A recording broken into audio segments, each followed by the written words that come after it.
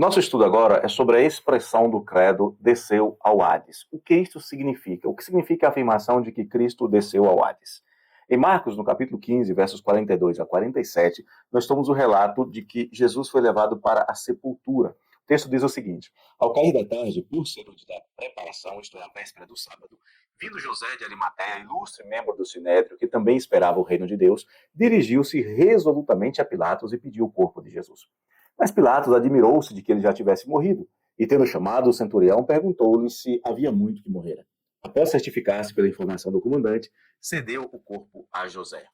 Este, baixando o corpo da cruz, envolveu-o em um lençol que comprara e o depositou em um túmulo que tinha sido aberto numa rocha. Rolou uma pedra para a entrada do túmulo. Ora, Maria Madalena e Maria, mãe de José, observavam onde ele foi posto. Embora a expressão desceu ao Hades não apareça explicitamente nas Escrituras, há teólogos que encontram base para a sua compreensão em Atos 2:27, a passagem na qual Pedro cita o Salmo 16:10 para referir-se à morte literal e à ressurreição de Jesus, também literal. Lá diz o seguinte: não deixarás a minha alma na morte, a palavra morte é Hades, nem permitirás que o teu santo veja a corrupção. O ponto central da expressão não é para onde Jesus foi, mas que ele não foi detido pela morte. Calvino diz que esta frase não deve ser interpretada de forma literal, como se Cristo tivesse ido fisicamente a um lugar de tormento, embora ele tenha ido fisicamente para a sepultura por 3 dias, mas deve ser visto como uma expressão que simboliza a extensão máxima do seu sofrimento, experimentando os horrores da morte em sua totalidade, tanto física quanto espiritual, em seu sacrifício redentor, vendo imputado a si próprio o julgamento de Deus sobre os pecadores a quem ele redimiu.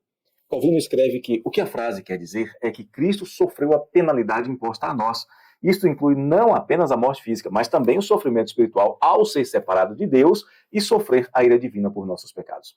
Bavin, que acrescenta que Cristo passou pela morte não como um pecador merecedor de punição, mas como Salvador libertador que adentra o campo inimigo, tomando sobre si as consequências do pecado dos outros. Ele diz que a descida ao Hades deve ser entendida como a culminação do sofrimento de Cristo em nosso lugar.